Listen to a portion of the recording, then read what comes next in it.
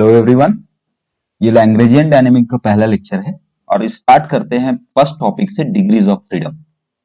First is degrees of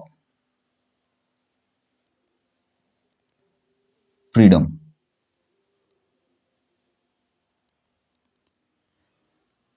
पहले degrees of freedom को समझने से पहले मैं आपको कुछ एग्जांपल देना चाहूंगा। जैसे कि एक पार्टिकल है जो फ्रीली स्पेस में मूव कर रहा है, तो उसके लिए मुझे 3 डायमेंशनल कोऑर्डिनेट की जरूरत होगी रिप्रेजेंट करने के लिए पार्टिकल 3 डायमेंशन में मूव कर रहा है।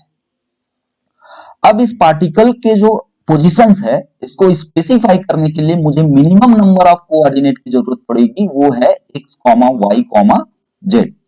और यही है मिनिमम नंबर ऑफ कोऑर्डिनेट। मतलब आपको x की भी जरूरत होगी, y की भी जरूरत होगी और z की भी जरूरत होगी इस पार्टिकल के पोजीशन को स्पेसिफाई करने के लिए। So we can say that the minimum number of coordinates are independent variable to specify the position of this particle in 3 dimensional space is 3. Okay, so we can say that the degrees of freedom for this particle is only 3. तो मतलब degrees of freedom का एक simple सा मतलब ये नहीं कर रहा है कि minimum number of independent variables और coordinates required to specify the position of this particle P in 3 dimensional space. This is called the degrees of freedom. अगर आपके पास एक से भी ज्यादा पार्टिकल है, मतलब आपके पास 2 पार्टिकल्स है, जैसे कि मैं यहां पे बना रहा हूं,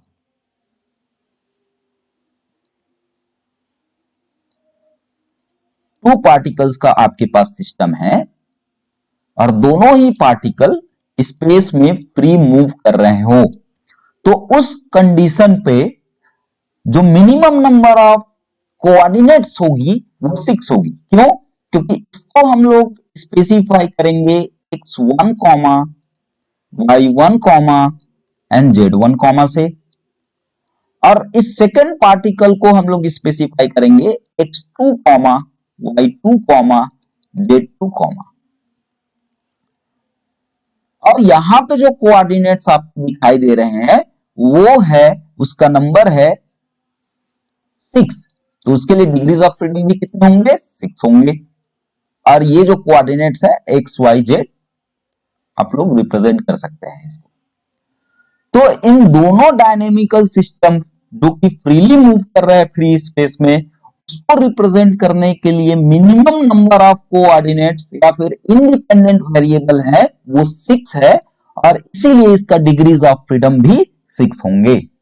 डिग्रीज ऑफ फ्रीडम का सिंपल सा मतलब है कि आपको कितने कोऑर्डिनेट्स की जरूरत पड़ रही है, या फिर आप ऐसा भी बोल सकते हैं कि ये जो पार्टिकल P है वो फ्री है x के अलोंग मूव करने के लिए, y के अलोंग मूव करने के लिए और z के अलोंग मूव करने के लिए।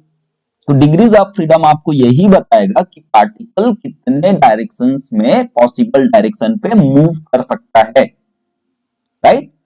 अगर इसको और जर्नलाइज करें, हम लोग n नंबर ऑफ पार्टिकल के लिए रिप्रेजेंट करें, तो उसके लिए भी हम लोग ड्रॉ कर सकते हैं 3 डायमेंशनल स्पेस, कुछ ऐसे ही। और यहां पे जो पार्टिकल्स के नंबर होंगे वो n नंबर ऑफ पार्टिकल्स होंगे, n नंबर ऑफ पार्टिकल्स। तो इस n नंबर ऑफ पार्टिकल को रिप्रेजेंट करने के लिए आपको n number of sets of coordinates की जरूरत पड़ेगी। जैसे कि यहाँ पे सिंगल पार्टिकल था तो 1 सेट ऑफ कोऑर्डिनेट्स की जरूरत पड़ी, यहाँ पे 2 पार्टिकल्स था तो आपको 2 सेट्स ऑफ कोऑर्डिनेट्स की जरूरत पड़ी। अब यहाँ पे क्या हो गया, n नंबर ऑफ पार्टिकल्स है तो आपको n सेट्स ऑफ कोऑर्डिनेट्स की जरूरत पड़ेगी, और एक सेट कोऑर्डिनेट में कितने क्वांटिटी में वेरिएबल्स होते हैं? 3 ही होते हैं। तो इसीलिए इसका डिग्रीज ऑफ फ्रीडम जो होगा वो होगा 3 मल्टीप्लाइड बाय n। इस तरीके से हम लोग डिग्रीज ऑफ फ्रीडम को डिफाइन कर सकते हैं। अगर बात करें डेफिनेशन का, तो आप लोग इस तरीके से डिफाइन कर सकते हैं,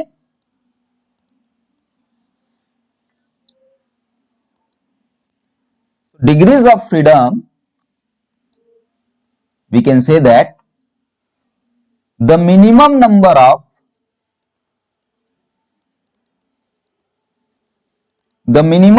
of independent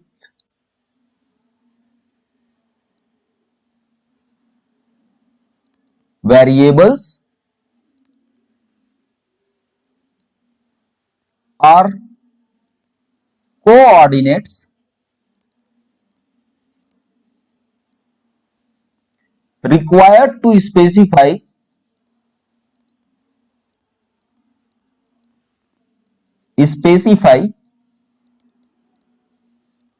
the position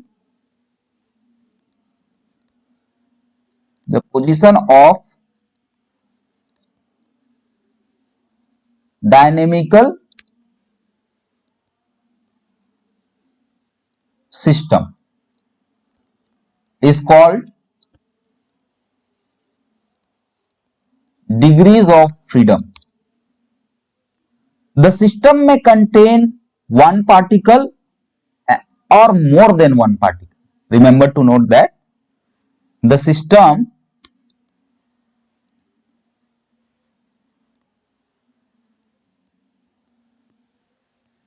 consisting of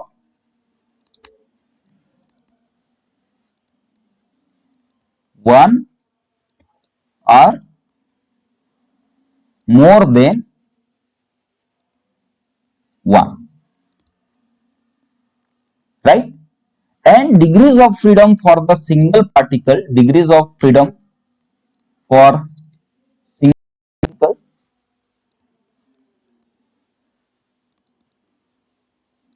is 3, and degrees of freedom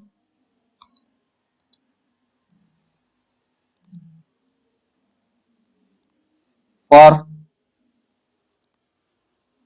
two particles is 6, and degrees of freedom for n number of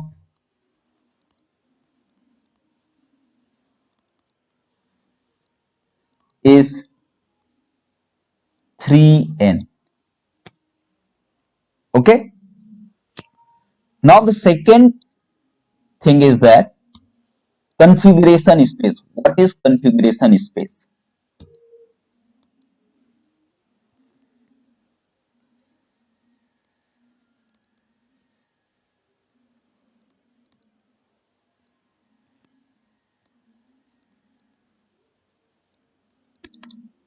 configuration space, तो कॉन्फ़िगरेशन स्पेस को हम लोग बोलेंगे कि पार्टिकल कितने डायमेंशन में मूव करता है,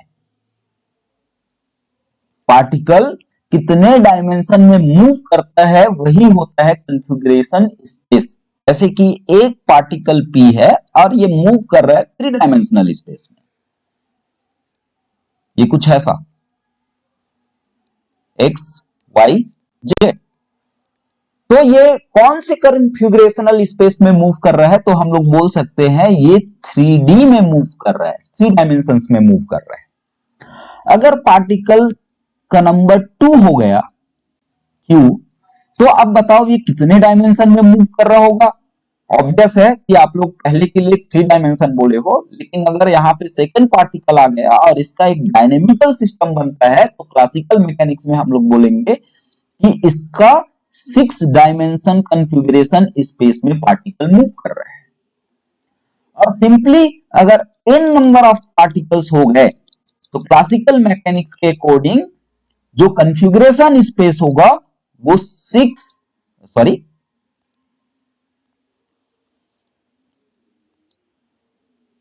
3n डायमेंशन में मूव करेगा। कितने डायमेंशन में मूव करेगा? 3n डायमेंशन में मूव करेगा, और 3n जो है वो ही क्या है, इसके लिए कॉन्फ़िगरेशन स्पेस है। ओके, अगर इसके रिगार्डिंग भी अगर कोई डाउट होगा तो आप बिल्कुल बताइएगा। Now most important thing in classical mechanics is constraints.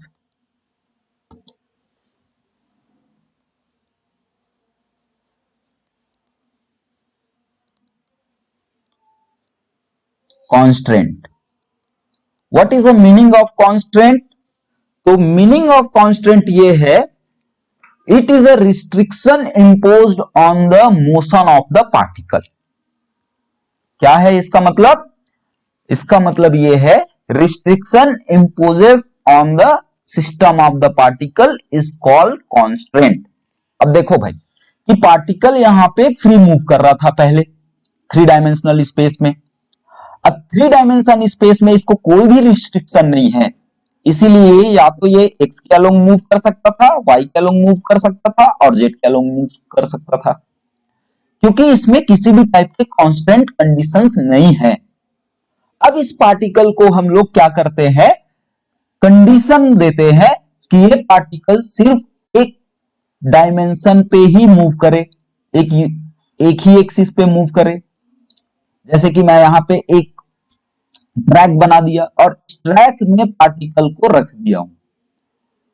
अब ये पार्टिकल इस ट्रैक ही में मूव करेगा, इसके पास कुछ दूसरा ऑप्शन नहीं है, ये कंडीशन हमने इंपोज किया है। तो ये जो सिंगल पार्टिकल था यहां पे, वो डिग्रीज ऑफ फ्रीडम अगर बात करें इसके लिए तो 3 थे, लेकिन इसके लिए possible direction X axis Y axis के अलोंग ही ये मूव कर सकेगा, या तो फॉरवर्ड मूव करेगा या तो बैकवर्ड मूव करेगा। तो इसके इस पार्टिकल के पोजीशन को डिफाइन करने के लिए हमें सिर्फ एक ही कोऑर्डिनेट की जरूरत पड़ेगी, विच इज अ वाई। इस पार्टिकल के मूवमेंट को डिफाइन करने के लिए, पोजीशंस को डिफाइन करने के लिए आपको सिर्फ एक ही इंडिपेंडेंट कोऑर्डिनेट की जरूरत पड़ेगी और वो है Y axis. So number of minimum independent coordinate is here 1. So we can say that this 1 is a degrees of freedom for this particle which is limited, which is restricted to move along the y axis only. ये जो constant impose करते हैं, तो constant impose करने पे जो degrees of freedom है वो रिड्यूस हो जा रहा है, number of independent variable reduce हो जा रहा है, राइट? तो सिमिलरली हम लोग दूसरा एग्जांपल लेते हैं और ये एग्जांपल में हम लोग 2 डायमेंशन में पार्टिकल को छोड़ते हैं, एक्स एक्सिस वाई एक्सिस। अब ये पार्टिकल 2 डायमेंशन पे है और ये 2 डायमेंशन पे मूव कर रहे हैं, तो इस पार्टिकल को स्पेसिफाई करने के लिए, इसके पोजीशन को स्पेसिफाई करने के लिए आपको सिर्फ एक्स कॉमा वाई मतलब कि 2 ही कोऑर्डिनेट की रिक्वायरमेंट होगी, राइट? तो degrees of freedom for this particle is equal to 2। और यहां पे क्या है, इसके लिए आप देखेंगे पार्टिकल का पोजीशन सिर्फ वाई एक्सिस के ऊपर डिपेंड कर रहा था, तो इसके लिए भी डिग्रीज ऑफ फ्रीडम 1 आया और इसके लिए आपके पास 2 आया है। तो हम लोग बोल सकते हैं कि कांस्टेंट जो होगा वो क्या करेगा, मोशन को लिमिट करेगा, right? So what will be the definition of the constant? So we can say that the limitation on the motion of a system, the limitation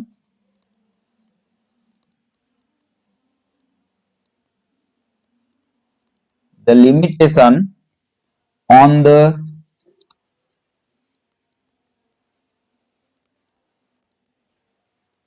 motion of a system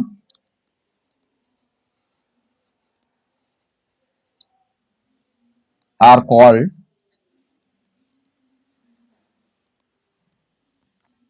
constants.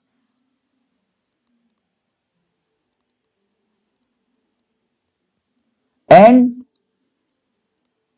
motion is said to be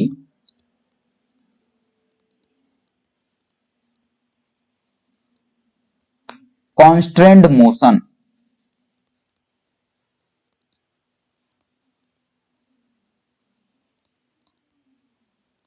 right? So this is a definition of the constants. अब इसका थोड़ा सा और हम लोग एक example देखते हैं जिससे आपको और ज्यादा क्लियर होगा। जैसे कि एक सर्कल है, हमने एक सर्कल बनाया कुछ ऐसा,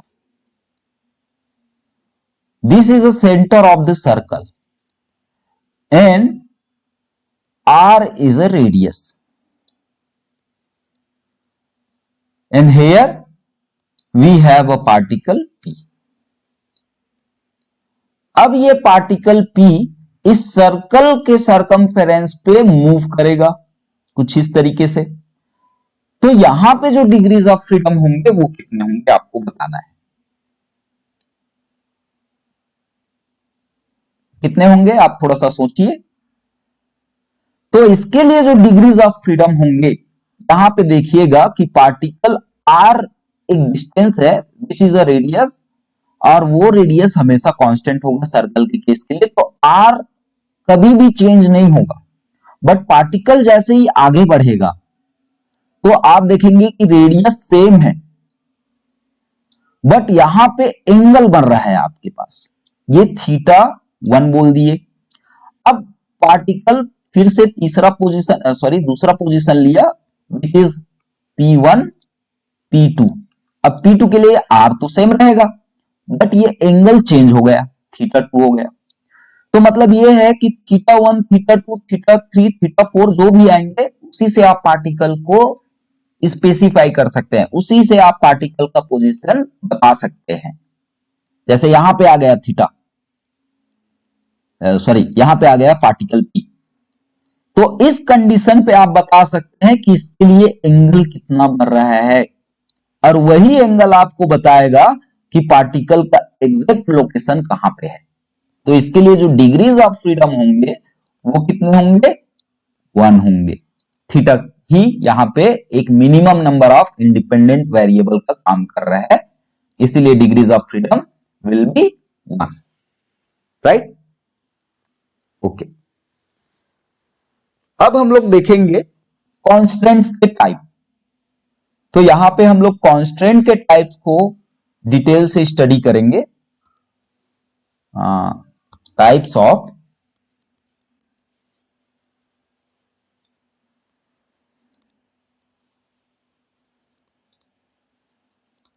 constants.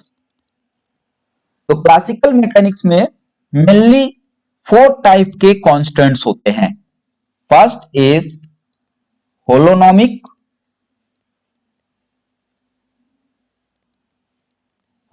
Constant, second is non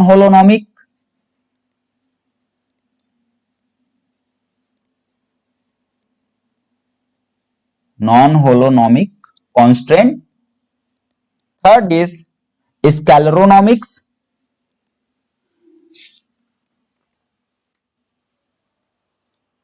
स्केलेरोनॉमिक्स,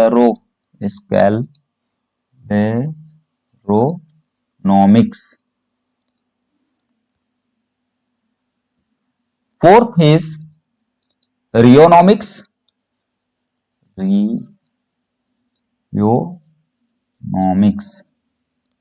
constant. इसके अलावा भी जो कांस्टेंट होते हैं वो होंगे कंजर्वेटिव,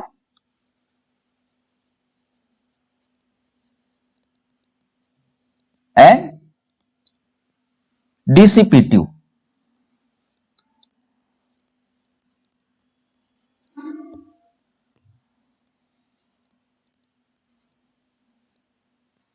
ये क्लासिकल मैकेनिक्स में जर्नली हम लोग एनकाउंटर करते हैं इन सारे टाइप के कांस्टेंट को।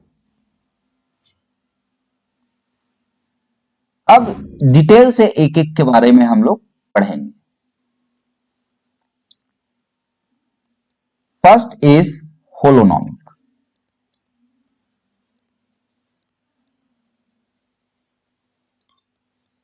Holonomic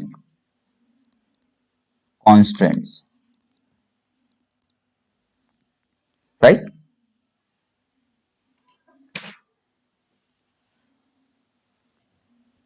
If constraints are expressed in the form of equation, if constraints are expressed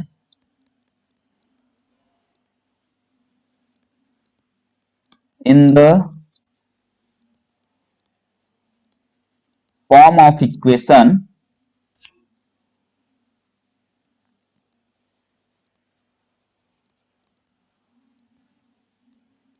if r1 vector comma r2 vector comma dash dash dash t is equal to 0, then they called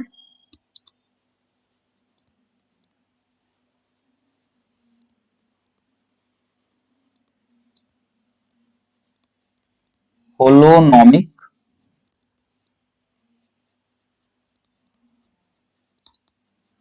constants, right. अब यहां पे होलोनॉमिक constant में इस तरीके से जो equation के form पे आप लिखोगे उसी को हम लोग होलोनॉमिक कांस्टेंट बोलेंगे, जिसमें क्या है, फंक्शन को आप पोजीशन वेक्टर के टर्म पे लिख सकते हैं, टाइम के भी रिस्पेक्ट में लिख सकते हैं, और यहां पे जो इक्वालिटी साइन आएगा वो मस्ट है, मतलब आपको एग्जैक्टली इसी फॉर्म पे मिलेंगे। और ये जो फॉर्म रहेगा वो आपको ध्यान में रहना चाहिए कि ये इंटीग्रेबल होना चाहिए। अगर इंटीग्रेबल है ये इक्वेशन तभी हम लोग उसको बोलेंगे होलोनॉमिक कांस्टेंट बोलेंगे, राइट। अब इसका एग्जांपल हम लोग थोड़ी देर बाद दिखेंगे, पहले एक एक करके कांस्टेंट को ही डिस्कस करते हैं। तो the function which can represent in this form r1 r2 time is equal to 0, then the constant is called the holonomic constant. And what is the non-holonomic constant? तो हम लोग उसको भी डिफाइन कर सकते हैं। Second, non होलोनॉमिक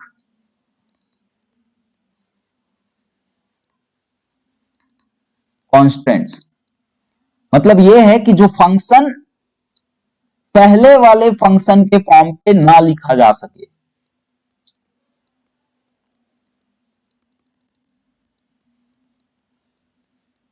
not equal to 0, मतलब यहां पे इनइक्वालिटी साइन आएगा, जिस भी इक्वेशन पे इनइक्वालिटी साइन आएगा उसको आपको समझ लेना है कि वो नॉन होलोनॉमिक कांस्टेंट है।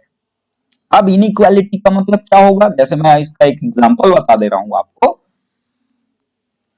इनइक्वालिटी साइन जिस भी इक्वेशन पे आएगा, जिस इक्वेशन ऑफ मोशन पे आएगा, तो आप लोग समझ लेना कि उसमें नॉन होलोनॉमिक कांस्टेंट है। जैसे कि एक एग्जांपल से हम लोग समझते हैं कि ये एक स्फेयर बना रहा हूं मैं, आप लोग ध्यान से समझना, ये एक स्फेयर है। अब इस स्फेयर पे एक पार्टिकल है और वो पार्टिकल यहां पे रखा हुआ है। अब पार्टिकल को आप फ्रीली छोड़ेंगे तो क्या होगा, ग्रेविटी के इन्फ्लुएंस में ये पार्टिकल पहले क्या करेगा, स्लाइड होगा। ये कुछ इस तरीके से स्लाइड होगा और यहां आने के बाद ये क्या हो जाएगा, फ्री फॉल हो जाएगा, कुछ ऐसे। तो ये है स्फेयर का सेंटर और ये है इसका suppose radius, radius is a, this is o and let this is particle p। Now इस सिचुएशन पे स्फेयर के सरफेस पे एक पार्टिकल p रखा हुआ है और ग्रेविटी के इन्फ्लुएंस में ये स्लाइड हो रहा है, ये आप देख सकते हैं, ये स्लाइड हो रहा है यहां तक।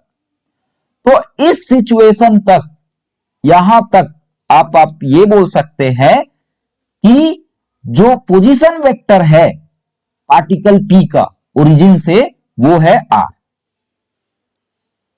और वो पोजीशन वेक्टर किसके इक्वल है, रेडियस ऑफ द स्फेयर।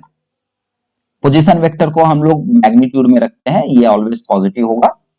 तो we can say that the position vector of this particle p, position vector is r of this particle from the origin which is equal to a। यहां पे आया आपको समझ में कि ये पार्टिकल यहां से स्लाइड होकर के यहां तक आ रहा है, उस सिचुएशन पे जो पोजीशन वेक्टर होगा पार्टिकल का और रेडियस होगा, दोनों ही इक्वल होंगे। नाउ इस पॉइंट के बाद क्या होगा बताओ तो, जो पोजीशन वेक्टर है वो नीचे ड्रॉप हो रहा है, देखो आप, under the influence of gravity. तो ये रेडियस से बड़ा हो गया क्योंकि ये तो अब सरफेस पे नहीं रहा। तो इस सिचुएशन पे हम लोग लिख सकते हैं कुछ ऐसे। तो position vector can be equal to A if the particle sliding on the surface and greater than a when particle is falling। so इस सिचुएशन पे जो इक्वेशन होगा r modulus is equal to r greater than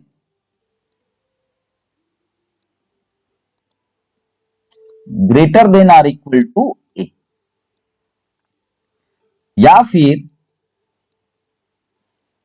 r minus a is greater than or equal to 0। अब आप इस equation को थोड़ा ध्यान से देखें, यहां पे आपको इनइक्वालिटी दिखाई दे रहा है और यहां पे आप इस स्टैंडर्ड इक्वेशन से कंपेयर कर सकते हैं कि जो फंक्शन होगा, फंक्शन का मतलब है यहां पे इक्वेशन ऑफ मोशन से है, तो ये पोजीशन वेक्टर हो सकता है और टाइम भी हो सकता है, लेकिन ये जो फंक्शन है वो जीरो के इक्वल नहीं है, यहां पे भी जीरो के इक्वल नहीं है, यहां पे इनइक्वालिटीज है, तो यहां पे भी क्या है, नॉट इक्वल मतलब inequality, right.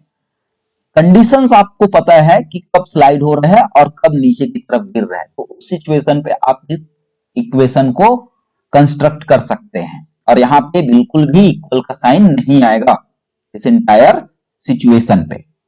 So we can say that this figure represent non-holonomic constraint, right? इसका अगर मैं आपको सेकेंड एग्जांपल दूं कि एक स्फेरिकल, सपोज स्फेरिकल ही ले लो, आप सिलेंड्रिकल भी ले सकते हो या फिर क्यूबाइड शेप का भी आप कंटेनर ले सकते हो, तो आपको एक कंटेनर लेना है और वो कंटेनर अगेन मैं एक स्फेयर ही चूज कर रहा हूं, ये स्फेयर है और इस स्फेयर का जो रेडियस है अगेन ए ले लिए हमने, radius of sphere is a. Now इस कंटेनर पे, कंटेनर है एक, इस कंटेनर पे गैस मॉलिक्यूल्स भरे हुए हैं, पूरा का पूरा गैस मॉलिक्यूल इसमें फिल्ड है। अब अंदर में गैस मॉलिक्यूल को आपको स्पेसिफाई करना है, गैस मॉलिक्यूल के पोजीशंस को स्पेसिफाई करना है, इक्वेशन ऑफ मोशन बनाना है। तो आप पहले एक पार्टिकल को चूज करते हो, सपोज आपने यहां पे एक पार्टिकल को चूज कर लिया और इसके लिए जो पोजीशन वेक्टर है वो आर है, तो आप बताएंगे कि जो पोजीशन वेक्टर है आर वो क्या ए के इक्वल हो सकता है, रेडियस ऑफ स्फीयर के इक्वल हो सकता है, बिल्कुल हो सकता है। कब होगा, जब ये पार्टिकल स्फीयर के वॉल से चिपका हुआ मोशन करे, चिपकते हुए मोशन करे, तब ये इक्वेशन होल्ड करेगा। लेकिन जरूरी नहीं है कि गैस मॉलिक्यूल सिर्फ यहीं पे मूव करे, ये तो फ्री है कंटेनर के इनसाइड पे, तो इस सरफेस पे भी मूव कर सकता है और सरफेस के और भी पॉसिबल प्लेसेस पे मूव कर सकता है। तो उस सिचुएशन पे जो पोजीशन वेक्टर होगा या तो रेडियस के इक्वल होगा या फिर क्या होगा, रेडियस से छोटा होगा, कुछ ऐसे। तो इस सिचुएशन पे अगर मैं कांस्टेंट इक्वेशन बनाऊं तो आपको समझ आएगा R vector modulus is less than or equal to A, or it can be written as R minus A is less than or equal to 0। तो यहां पे भी जो आपको इक्वेशन मिला है वो इनइक्वालिटी कंटेन करके रखा है, इसलिए आप इसको बोलेंगे non holonomic constant,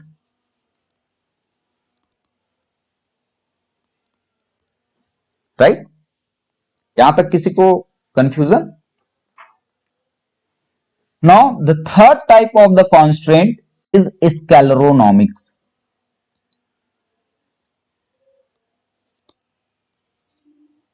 स्केलरोनॉमिक्स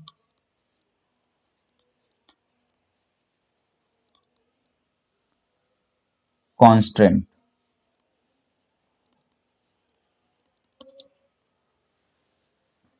So constants that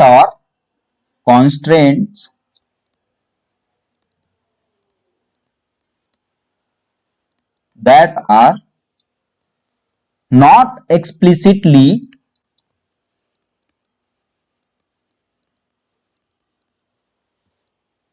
dependent on time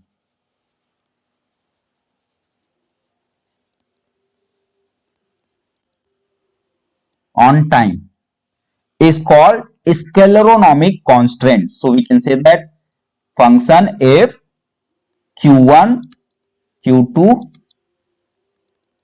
qn is equal to 0. अब यहां पे क्या है q1 q2 qn, ये सभी जर्नलाइज कोऑर्डिनेट्स हैं। जैसे x होता है y होता है, वैसे ये भी एक जर्नलाइज कोऑर्डिनेट है। तो ये जो फंक्शन की इक्वेशन को आप देख रहे हैं, इसमें टाइम साफ साफ दिखाई नहीं दे रहा है।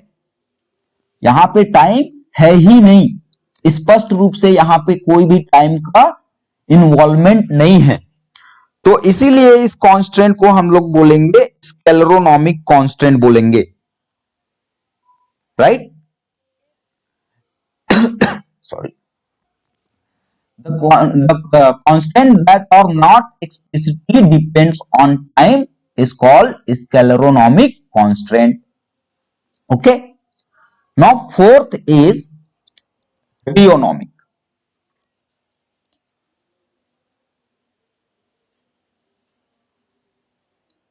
Rheonomic constant. अब rheonomic constant क्या होगा? Constant that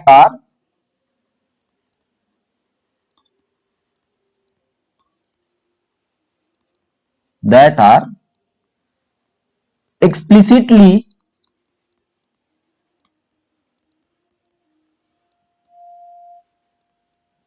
dependent on time.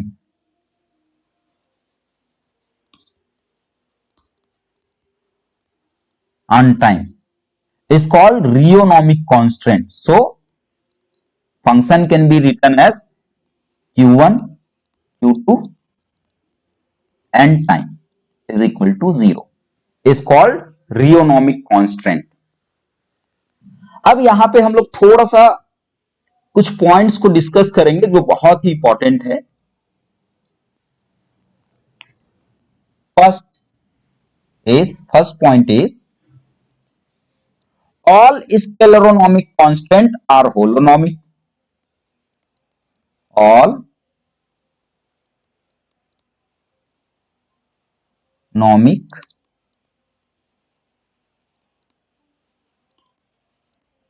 constants are holonomic and time independent. कैसे? जैसे कि मैं यहां पे होलोनॉमिक कांस्टेंट को लिखूं तो आप कुछ ऐसे लिखते थे और स्केलेरोनॉमिक को आप लोग कुछ ऐसे लिखे हैं।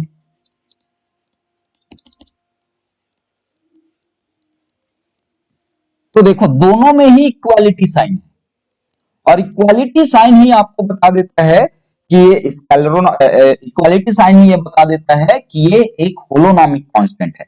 बट होलोनॉमिक कांस्टेंट में देखेंगे तो आपको टाइम का इन्वॉल्वमेंट मिल रहा है, टाइम कंसिस्ट करके रखा है और स्केलेरोनॉमिक में टाइम नहीं।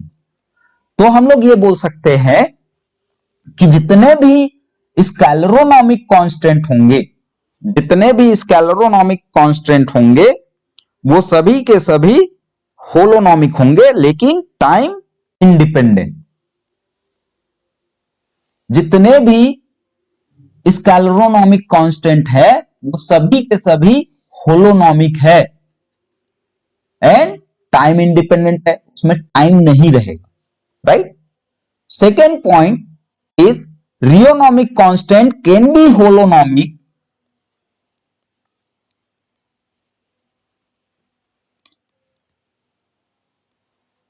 constant कैन बी होलोनॉमिक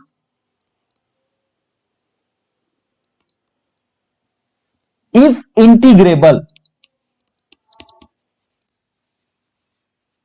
मतलब ये है कि अगर कोई रियोनॉमिक है और वो इंटीग्रेबल है तब आप उसको बोल सकते हैं होलोनॉमिक। और रियोनॉमिक कांस्टेंट नॉन होलोनॉमिक होगा। रियोनॉमिक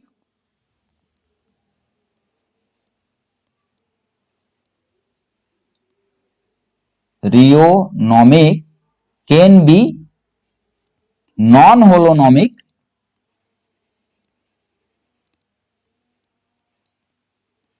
if not integrable।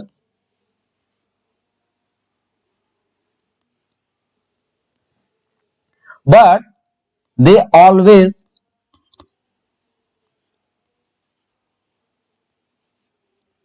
time dependent।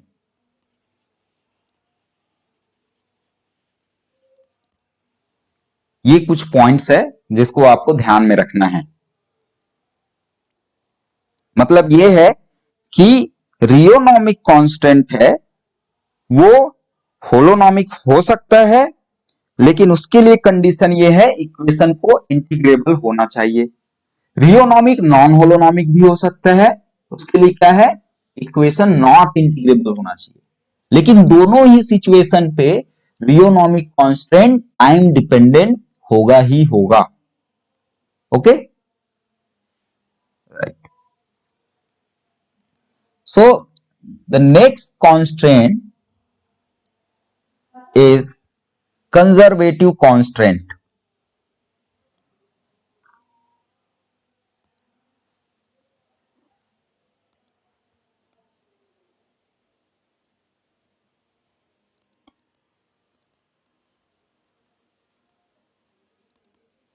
Conservative constants.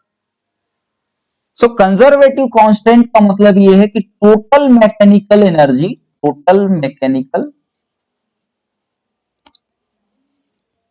Energy of the system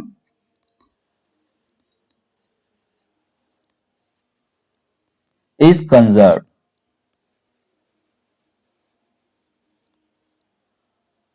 during the constant motion।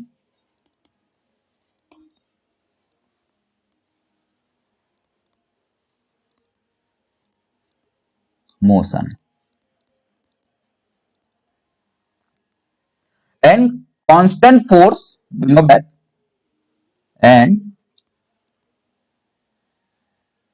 the constant force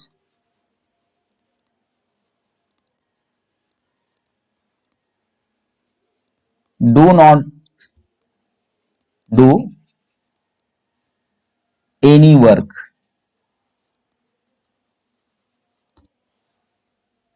तो टोटल मैकेनिकल एनर्जी क्या रहेगा, कंजर्व रहेगा सिस्टम का कांस्टेंट मोशन के ड्यूरेशन पे। तो उसी को हम लोग बोलेंगे कंजर्वेटिव कांस्टेंट बोलेंगे। ये बहुत ही सिंपल है समझने के लिए, क्योंकि हम लोग कंजर्वेटिव एनर्जी पढ़ चुके हैं जिसमें टोटल मैकेनिकल एनर्जी कंजर्व होता है। तो ऐसा कांस्टेंट मोशन जिसमें total mechanical energy of the system conserve रहे, तो उसी को बोलेंगे conservative constant.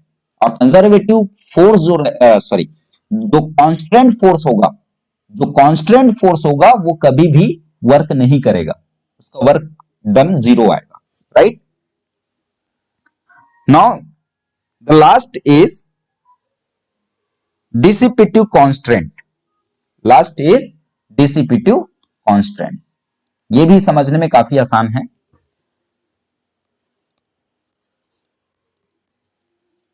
Dissipative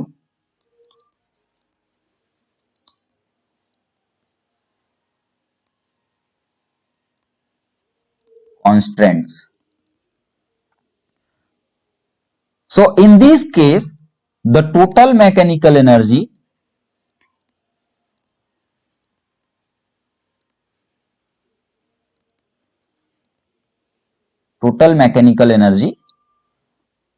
is not conserved, right? And the constraint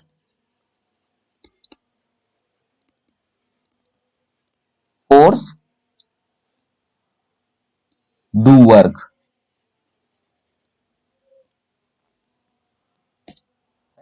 So this is called dissipative constraint. Some important point, the time dependent, इसमें भी time dependent आ गया, time dependent और रियोनॉमिक, क्योंकि रियोनॉमिक ही टाइम डिपेंडेंट होता है. Constants are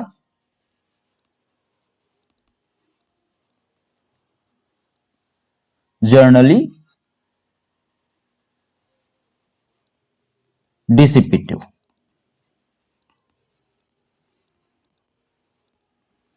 तो जो भी इक्वेशन पे टाइम डिपेंडेंट टर्म आएगा या फिर रियोनॉमिक होगा, वो कांस्टेंट एक डिसिपिटिव कांस्टेंट होगा, राइट? तो आज हम लोग पूरे कांस्टेंट के बारे में डिटेल से स्टडी किए हैं. नेक्स्ट डे कुछ कांस्टेंट के एग्जांपल्स करेंगे और फिर हम लोग पढ़ेंगे जर्नलाइज कोऑर्डिनेट्स के बारे में. तो अभी के लिए इतना ही. नेक्स्ट क्लास में हम लोग क्लासिकल मैकेनिक्स के और भी फंडामेंटल बेसिक आइडिया के बारे में डिस्कस करेंगे.